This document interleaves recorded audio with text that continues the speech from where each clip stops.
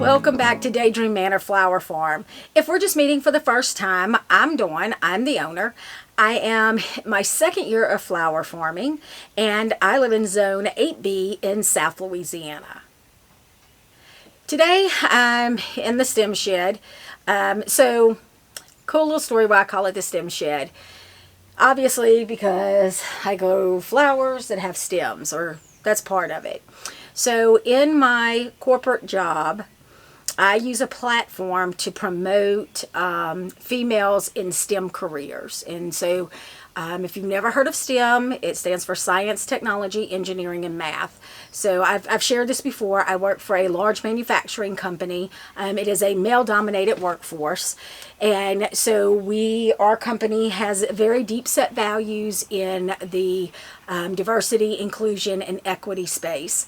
And so for a female being in that industry, I have another platform that I use to talk about STEM and STEM careers and starting children. I call it from a workforce development standpoint, from cradle to career. And so how we introduce young females into STEM careers, and where we don't lose them in that third to fourth grade space where we normally start to see females' interest in math and science taper off. So I do use that platform and some of the things I do at my corporate job to promote that space. So when I started growing flowers, a friend of mine who I've worked with for years in our public affairs department called, and he said, so now you have a stem shed where you're growing flowers? And he was being funny about it, and then we were both like, yes, I do. So that is why I affectionately call this my stem shed. For me, it holds multiple meanings.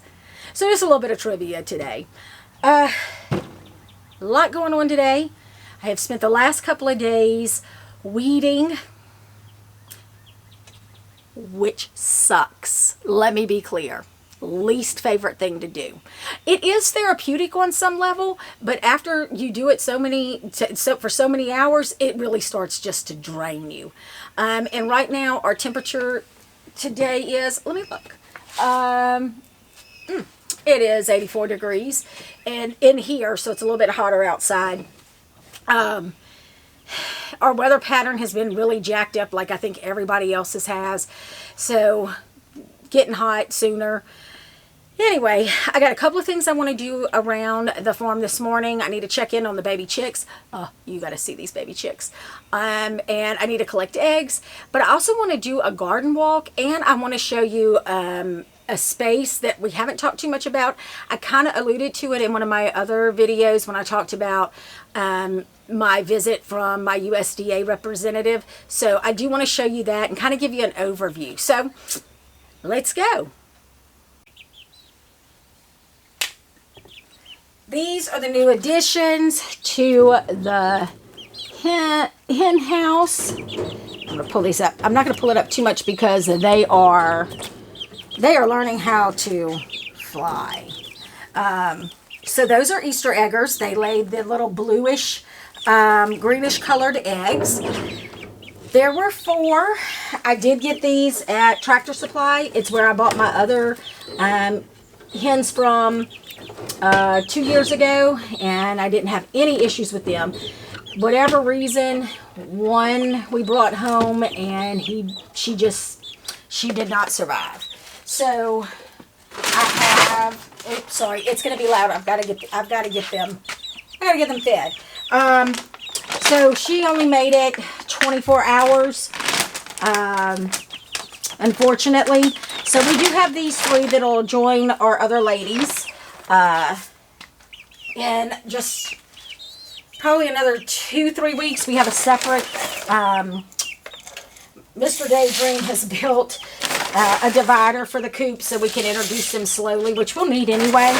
We've got them fed this morning. Oh. Hey ladies. So I named them, because I do name them.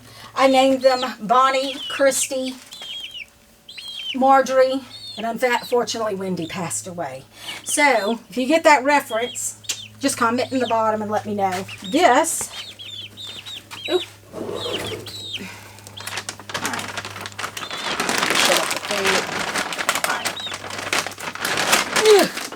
So right now, So right now they are housed in Mr. Daydream's shop. They are just one of these big Rubbermaid commercial troughs. This is the 100-gallon. I just found that this worked better for what we needed. Last year, the babies we hatched, I actually kept on my back porch in a different setup. I just don't think it worked as well. This has been a lot easier for us to get to.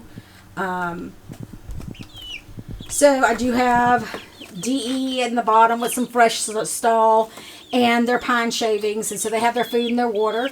And yeah, so they're growing, so we're excited to have them on the farm with us. All right, normally when they see me coming, they'll come run up to this end of the coop because they know I have a treat for them. They're a little spoiled like that, especially my Rhode Island Red. Lucy usually is the first one. There she is. Hey, ladies. All right, last bit, and then I'm going to go in. Oh, sorry. I'm going to go in and grab their eggs.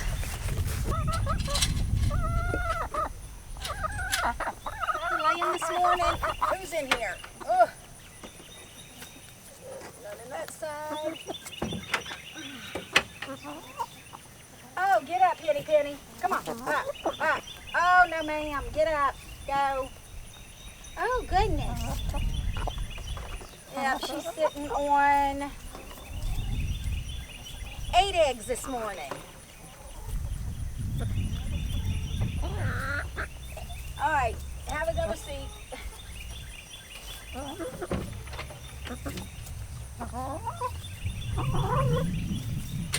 So the one I do like about this coop is it is movable.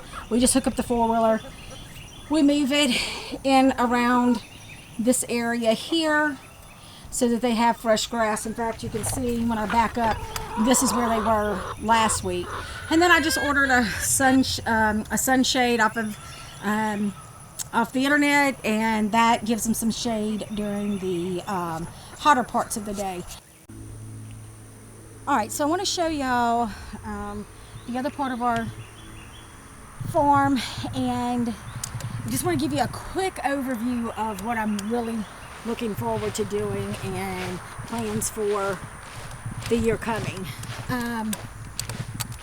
So you can see the fence right there. In front of that fence, our property still goes up to the highway. So that's a big field, and that is where I want to do a pollinators field. You can also see some brush that is down. So Mr. Daydream has been clearing out that little tree line because I have some hydrangeas I want to get planted along that drainage area. Here's what I'm most excited about. This has me really fired up. It is probably, it's going to be a big change to what we're doing. So you saw where I'm growing flowers now. The plan is to utilize this big field. So I don't remember the dimensions right off. I have to go look at the plat map, and I'll just put it in a little text box. Anyway, so I do have a neighbor that sits across my field, so I'm going to have to put up some type of border, a shrubbery border. Something that I can also use in bouquets and arrangements. So I'm going to make that versatile. But here's the bigger plan. So I had talked about in a previous video about my USDA meeting, and what I'd love to do is eventually I want to put the high tunnel out here, my greenhouse. I have a small cooler that Mr. Daydream is working on for me. The compressor was out in it, and so he's trying to fix it. But to have a bigger walk-in cooler out here eventually. And then I want to stay with me. So that's a whole nother video. I'll have to explain that. So I struggle with seeing things in my mind, so I do tend to talk out loud. I am one of those people that do not have an inner monologue. If you have not seen that, you should probably go look that up. It explains so much about me and my personality. But what I want to do is I want to have about 20 3.5 foot by 30 foot long beds, and those would have walkways in between them, enough for people to pass, and then in the center of those beds some type of pavilion. And so for people who, if you're hot and you just need to get a breath, or I don't know, maybe if I want to host something in the pavilion, I can host it. And I think pavilion is really maybe not the right word, maybe just a very large gazebo. Maybe that's it. Because Mr. Daydream gets a little nervous when I start thinking about these things, because his list goes from here to here. So I don't want to scare him off yet. Then on the other side of that, so that gazebo would be in between those rows.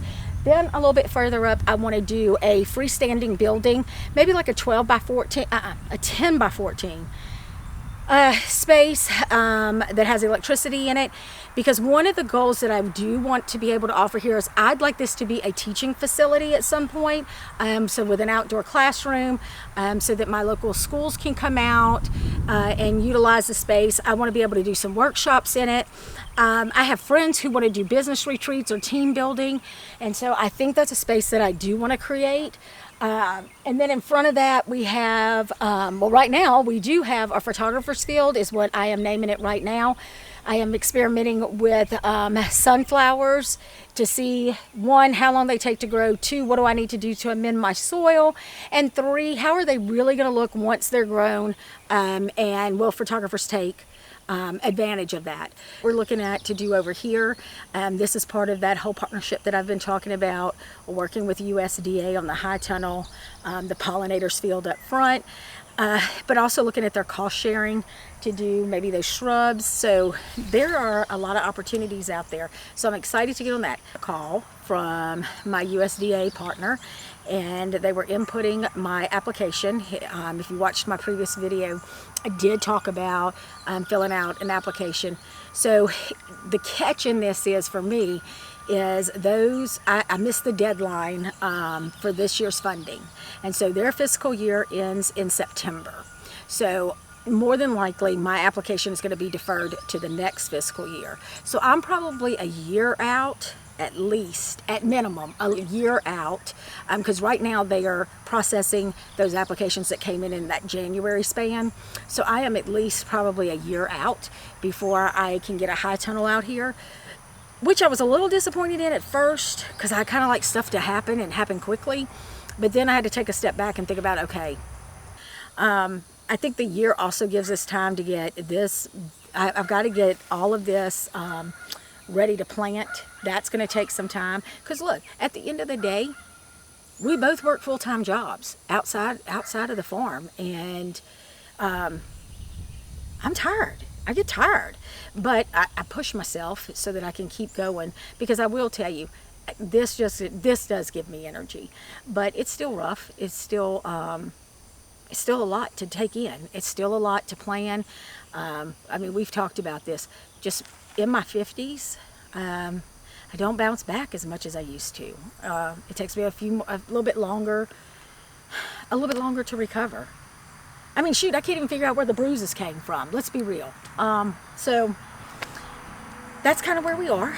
So I will keep you posted. So until we meet again, I hope you're turning all of your daydreams into a reality.